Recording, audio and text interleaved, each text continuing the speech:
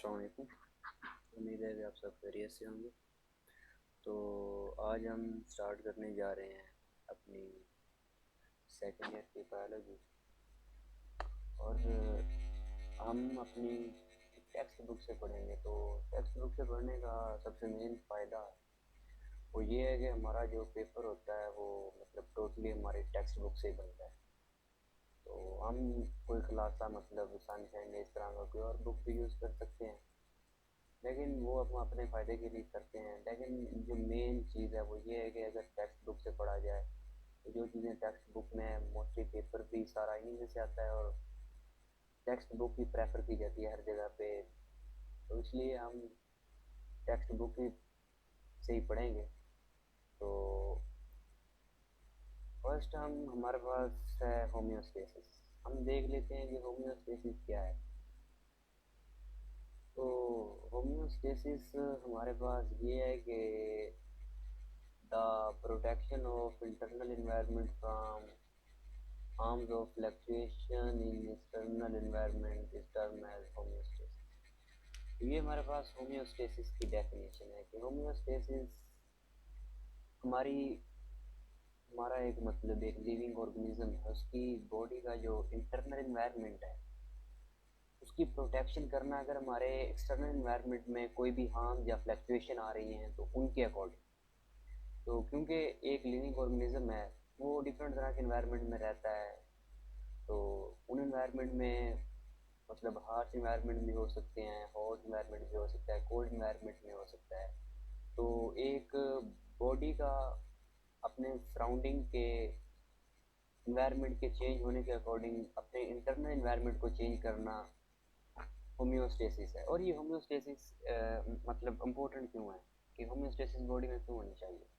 तो होम्योस्टेसिस का जो मेन मकसद ये है कि अब एक लिविंग ऑर्गेनिज्म है, चलो एक जानवर है, तो जानवर है वो ये है कि ना तो वो ये है कि वो सारा दिन सर्दी में रह सकता है, ना ही सारा दिन गर्मी में रह सकता है, ना वो पानी में रह सकता है। तो एक लिविंग ऑर्गेनिज्म है तो वो हर तरह के डिफरेंट इन्वायरमेंट में मूव करता है। तो इन उन इन्वायरमेंट के अकॉर्डिंग बॉडी को मेंटेन करना, तो दैट इज कॉल्ड होम्योस्टेसिस। तो the homeostasis keeps the internal fluctuation in a narrow range with the various control system compare to the wider. वो कह रहा है कि अगर हमारे पास जो एक्सटर्नल इन्वायरमेंट है इसमें बहुत ज़्यादा फ्लक्चुएशन हो जाती हैं तो हमारी बॉडी का जो इंटरनल इन्वायरमेंट है वो चेंज होगा, लेकिन नैरो रेंज में। अब जैसे हमारी बॉडी है, इसका जो हमारा टेम्परेचर है तो वो टेम्परेचर हमारे पास है 37 डिग्री सेंटीग्रेड। तो वो ये नहीं है कि हम 37 डिग्री सेल्सियस हमारी बॉडी एवरी टाइम मेंटेन करती है। तो वो 36 पॉइंट कुछ से लेकर 37 पॉइंट कुछ तक हो सकता है, मतलब 36.5 से लेकर 37.5, मतलब इस तरह नैरो डाउन।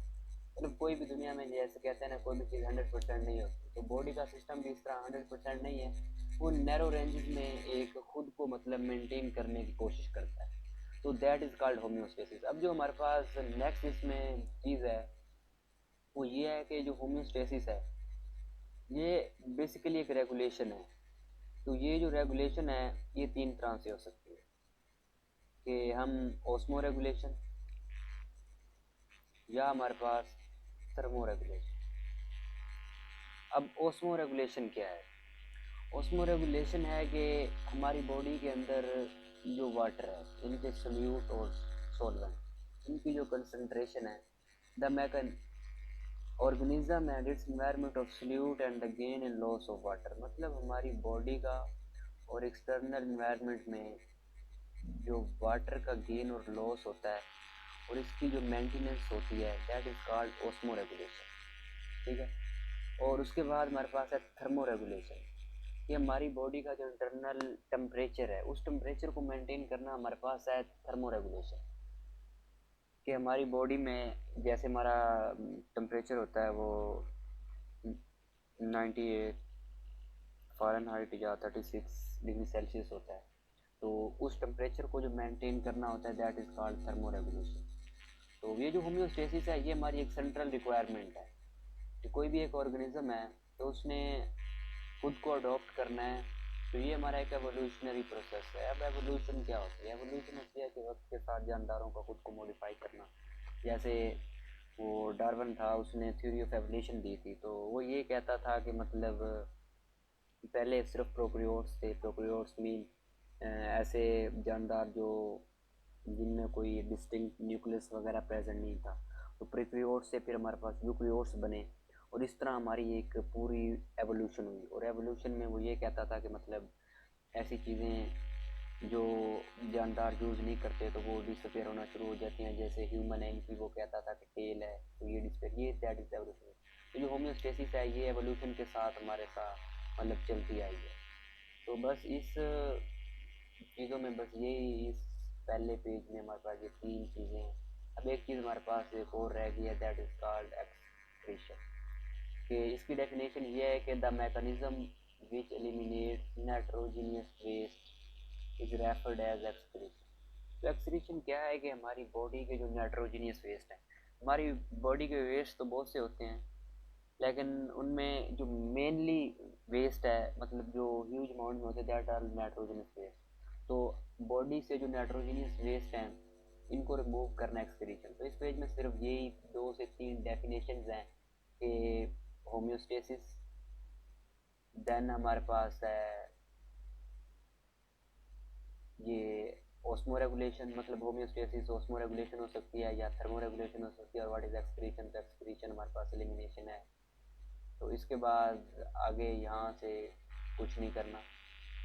तो आगे हमें जो करना है वो इस पेज में है कि अब हम इस डायग्राम को समझने की कोशिश करते हैं। वो ये कह रहा है कि हमारा एक सेल है, उसका एक इंटरनल इन्वायरमेंट है, एक एक्सटर्नल इन्वायरमेंट है, ठीक है। तो हमारा जिस तरह कोई भी एक चीज़ होती है उसमें एक कंट्रोल सेंटर होता है। तो हमारी बॉडी का जो कंट्रोल सेंटर है या कंट्रोल सिस्टम है, दैट इज़ कॉल्ड ब्रेन। और ब्रेन में भी ये इन चीज़ों के लिए, ये सब चीज़ों को कंट्रोल कर रहा होता है, वो होता है हमारा हाइपोथैलेमस। हाइपोथैलेमस इन सब चीज़ों की सिक्रीशन, मतलब कोई भी अगर टेम्परेचर चेंज हुआ है तो सब कुछ उसने रेगुलेट करवाना होता है। तो हमारी बॉडी का जो कंट्रोल सिस्टम है या कंट्रोल सेंटर है वो हमारे पास है हाइपोथैलेमस। तो उसके बाद यहाँ पे एक और टर्म यूज़ हुई है कि हमारी बॉडी के अंदर जितने भी रिएक्शन होते हैं वो फीडबैक मैकेनिज्म पे काम कर रहे होते हैं। अब हम ये देख लेते हैं कि ये फीडबैक मैकेनिज्म क्या होता है। फीडबैक मैकेनिज्म एक ऐसा मैकेनिज्म होता है कि हमारा एक रिएक्शन है वो अपनी ही प्रोडक्ट से कंट्रोल हो रहा होता है। जैसे हमारी बॉडी है, इसमें जितने भी रिएक्शन हो रहे होते हैं तो वो सारा कुछ अपने ही उससे कंट्रोल हो रहे होते हैं। तो इस तरह the reaction which is controlled by its own product is called feedback mechanism या फीडबैक रिएक्शन। तो हमारी बॉडी में जितने भी मैकेनिज्म चल रहे होते हैं, चाहे वो हीट रेगुलेशन मैकेनिज्म हो, जो कुछ भी हो, that are also feedback mechanism. मतलब बॉडी अपनी प्रोडक्ट से उन्हें कंट्रोल कर रही होती है।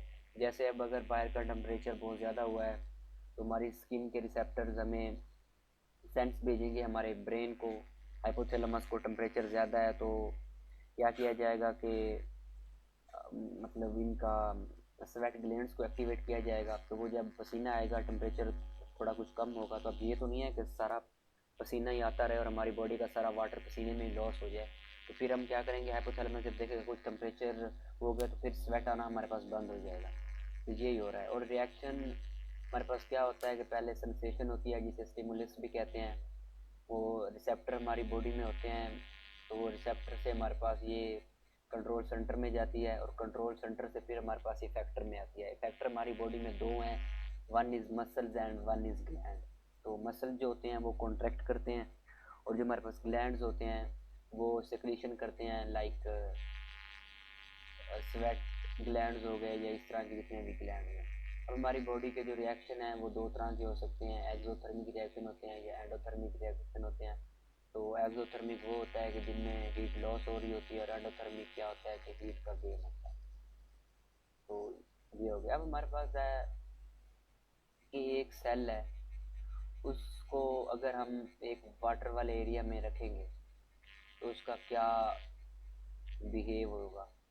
तो इस हिसाब से हम सेल को 3 कैटेगरीज में डिवाइड करते हैं।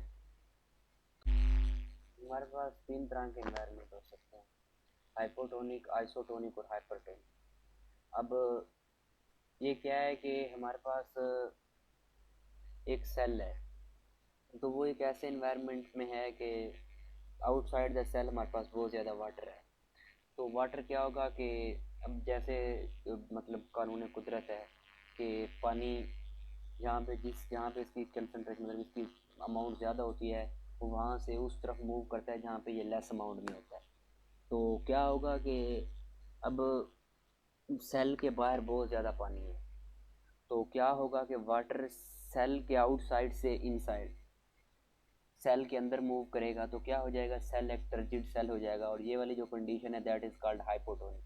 हाइपोटोनिक में पेपर पॉइंट ऑफ व्यू में ये पूछा जा सकता है कि हाइपोटोनिक में वाटर कहाँ से कहाँ मूव करता है, तो सेल के आउटसाइड से टूवर्ड द इनर साइड ये, और सेल हमारा टर्जिड हो सकता है। जहाँ आपको एमसीक्यू पेपर में ये भी आ सकता है कि हमारे पास सेल कब किस कंडीशन में सेल हमारे पास टर्जिड हो सकता है, तो टर्जिड सेल जो हमारा होता है वो दैट इज हाइपोटोनिक।